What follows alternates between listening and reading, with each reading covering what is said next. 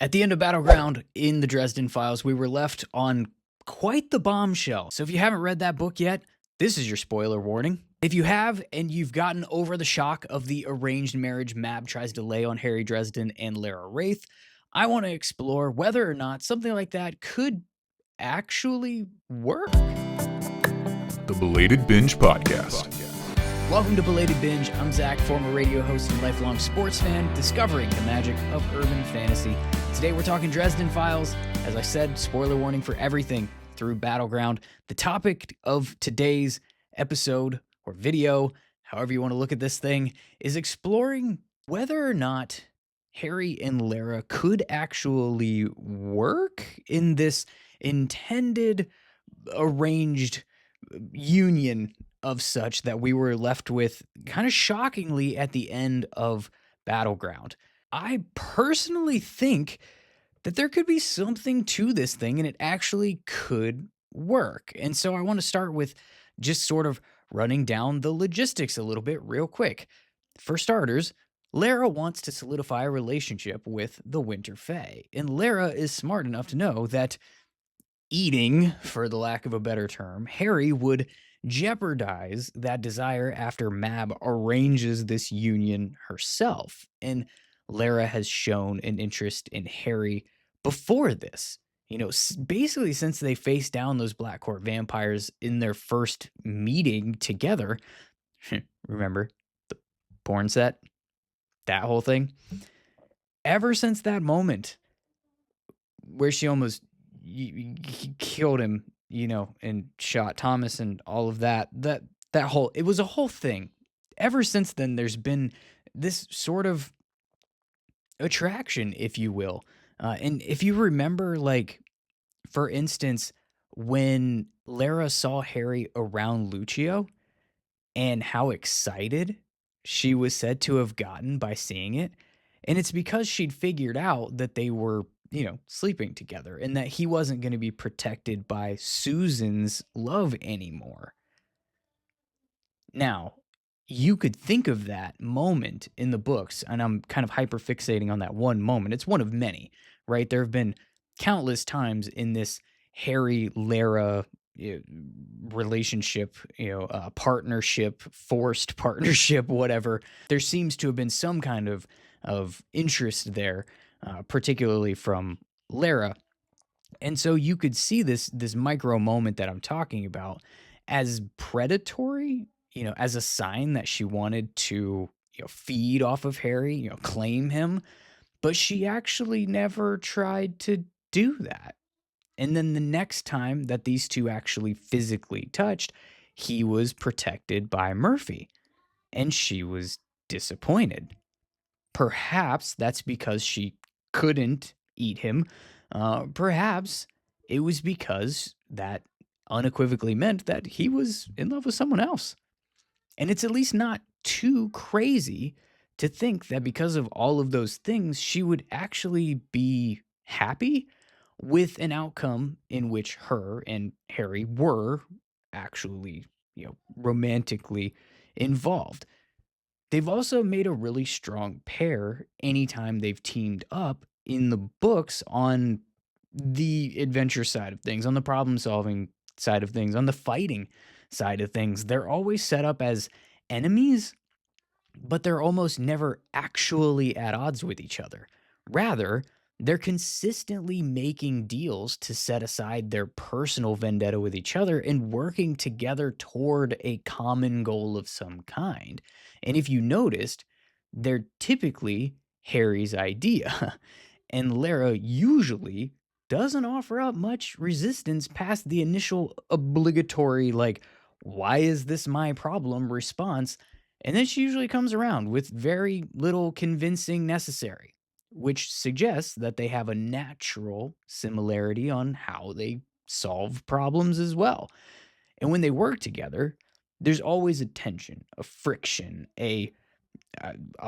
albeit sexual in nature a lot of times. She's lost control over her seduction with him a few different times throughout the books, and she's told him that she can decide what, like when to use what he calls the come hither anytime she wants to. But she can't always decide when not to use it. So the question could be asked, how much of that is her inner demon? And how much of that is perhaps her own genuine interest and attraction to Harry in particular? But regardless of whether or not Lara could or would want to have a legit relationship with Harry, this all came about because she wants to align with Winter. And Mab says in order to do that, they have to have this marriage. Now, I will note that I interpreted this all to be about mixing bloodlines, and that would mean that they would have to have a child together. But some people on TikTok have said that not only would Harry's mantle not technically be mixing bloodlines, between Winterfell and White Court vampires, but also that this is more about political alliances rather than procreation. I don't know if I just interpreted this differently, if somebody else interpreted it differently. I'm personally open to multiple interpretations of the story, and that I may have, misrepresented that conversation myself in the way that I did it. I honestly have not gone back to Battleground in a reread yet, so I'm going off memory for this particular portion of the discussion. Regardless, though, about whether or not they'd have to actually uh, have a tiny little Lara Harry baby, they if this was a fully political arrangement, the physical attraction parts still remain.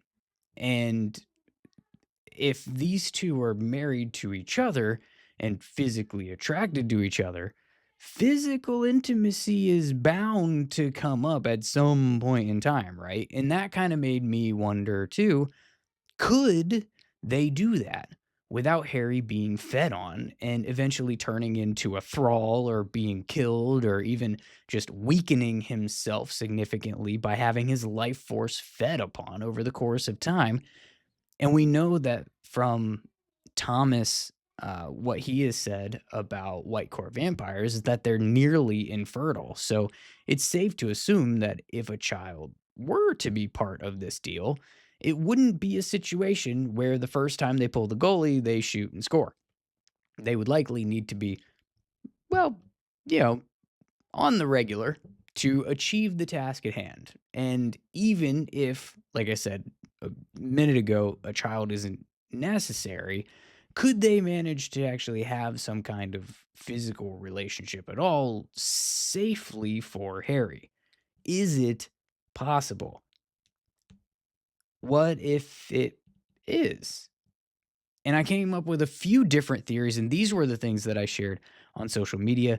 And these videos have gotten a lot of really fun discussion on TikTok in particular. So if you want to go check out and jump into that discussion, I welcome you over there as well. And obviously, leave a comment on this video too.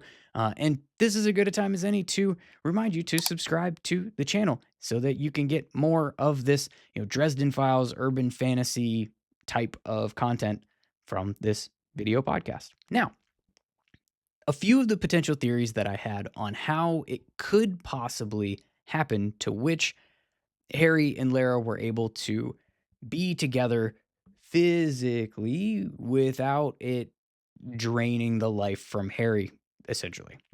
The first is Harry being Starborn, and we don't really know what that means yet, but it does give him power over outsiders. And if I understood correctly in Battleground, Dracul said that he was also Starborn. Uh, and while we have seen Harry be intoxicated by Red Court venom, we've seen him succumb to the intensity of White Court vampires in their seduction. We've only actually seen him fed upon very briefly one time in Turncoat, and that's actually something that I had forgotten about until a TikToker pointed it out to me. So, like I said, a lot of good discussion happening. Generally, he's always had some kind of love protection from it. But I could see a world where this Starborn thing potentially includes some sort of a protection, not just from outsiders and their like possession, and their mind mangling when you're going up against them and their mental magic. But also potentially having some kind of protection from other demon soul possession, potentially feeding type of damage long term as well. At least maybe the intense feeding or like that long term feeding, maybe, so that he may experience effects initially, but it's not something that lasts for him or is not something that is going to, eventually he becomes like immune to it or whatever because of the Starborn thing. Possibly. I don't know. And I don't know if I'd love it if that was truly what happened, because then I think we're just making Starborn kind of plot armor, plot convenience extraordinaire, where it doesn't matter what the problem is, Starborn fixes it. I don't really know that I love that possibility, but it could be a possibility. Another possibility is his mother, and we could go real Harry Potter about this, right? But it's a very there's already a parallel there, and could that concept be fleshed out a little bit more? If you recall, Harry's mother was with Lara's father. She gave birth to Thomas. And we later learn that about half the women who conceive a white court vampire baby don't survive the birth. She not only survived the birth, but she was actually able to stop Lord Wraith from feeding on anyone else with her death curse and tied it to her son's lives. The death curse that she leveled when she was giving birth to Harry, and died while giving birth to Harry. So, is there any way that she could have passed down any sort of like particular immunity or special protection for Harry against the White Court feeding, given that she herself would have obviously had been fed upon by Lord Wraith in order for them to have been intimate and conceived a child together themselves. And so maybe there could be something expounded upon in that, like I said, is very Harry Potter adjacent with, a mother's protection. But finally, I thought about the winter mantle. And this is my favorite one of these possibilities, to be honest. Harry is able to draw from the winter mantle in order to enhance his magic, enhance his physical abilities, shut out physical pain. And it clearly has strong impulses of its own for violence, for sex. It's very, masculine and testosterone driven, kind of as its own entity. It's almost described as something inside of Harry that isn't actually a part of him. It's like an aftermarket power source that he can tap into.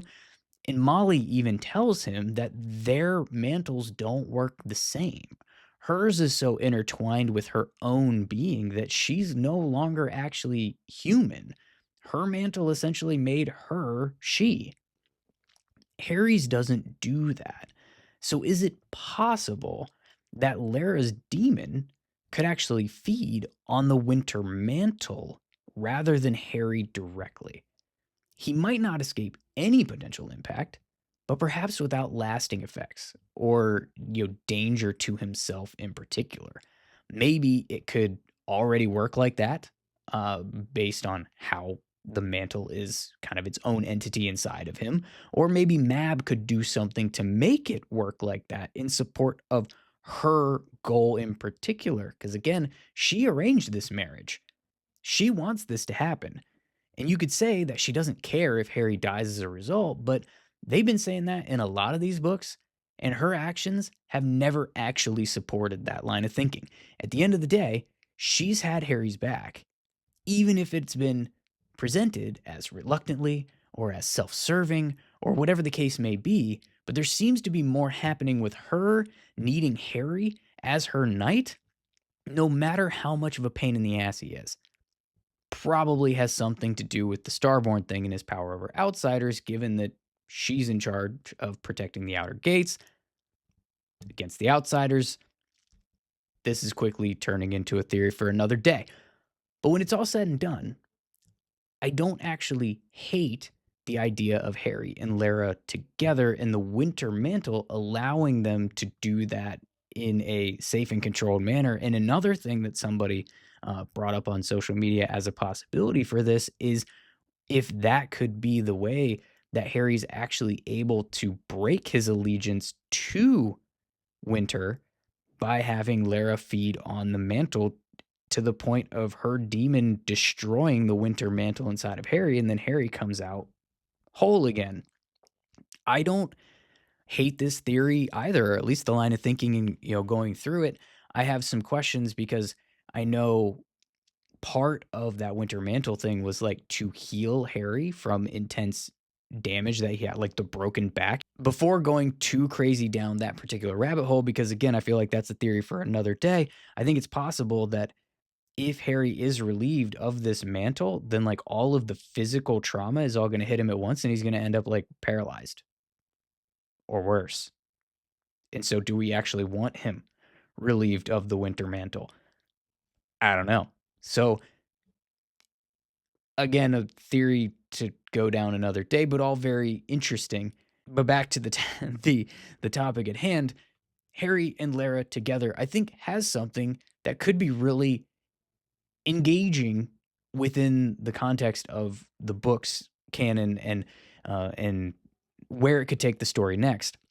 Of course, she's no Murph, and I would not want it to be portrayed as some kind of like immediate thing or actually have it end up being forced upon them. But I wouldn't hate if 12 months is ended with him actually kind of coming to find that he's interested in this as well. And so is she. And because they're going to be going on these like arranged dates and stuff that, they already talk about it in the law as, they're already kind of like almost having their lawyers draw up the prenups for the courting process in that little short story, or what do they call that? Novella. That's the word that I was looking for. But like there could be, lots of shenanigans and chaos that Harry has to survive, but maybe they'd survive it together and end up actually liking the arrangement idea after all. And if that's the case, I would think that that would be enough to also lift the lasting protection that he may still have from Murph so that Lara could, actually physically touch him if he's entering the situation as a willing and desired participant. Of course, if that were to be the case, that means that, something else will obviously have to happen to completely screw it up because that's what Jim Butcher likes to do. He just likes to punish Harry in every way possibly imaginable. Now, this is all actually assuming too that the arrangement will happen, which I'm not so sure that it would. We ended Battleground with two major plot points that were both put on a clock of 1 year, which is obviously not an accident. The wedding between Harry and Lara is one of them. He so it's whatever the 12-month courtship thing that was agreed upon. But that's also when Harry's supposed to learn what Starborn and Stars and Stones actually means. And the next book is 12 months. And I don't need to tell you that those things align with each other. So I can assume that we're going to spend the whole book leading up to those anticipated outcomes. And I wouldn't be shocked if either or neither of them actually came to bear. The thing with Lara in particular, I could see Harry spending the whole book trying to figure out a way out of it, whether that's a good idea or not. Also, fun side note before we wrap this thing up. Imagine Thomas's reaction when Harry and Lara finally figure out how to save him and release him from Demon Reach. Like, surprise, bro, we're married now. But that's probably another topic for another day. If you're watching this on YouTube, leave a comment if this arrangement will actually take place in 12 months and subscribe for more Dresden Files and urban fantasy content. Please, I would greatly appreciate it. If you're listening on a podcast player, please leave a 5-star review and say something nice if it gives you the option to do so. And remember, life is short. Drive the trusty Blue Beetle, curl up in your basement apartment with a good book, and fuego the whole damn building if anyone has a problem with it.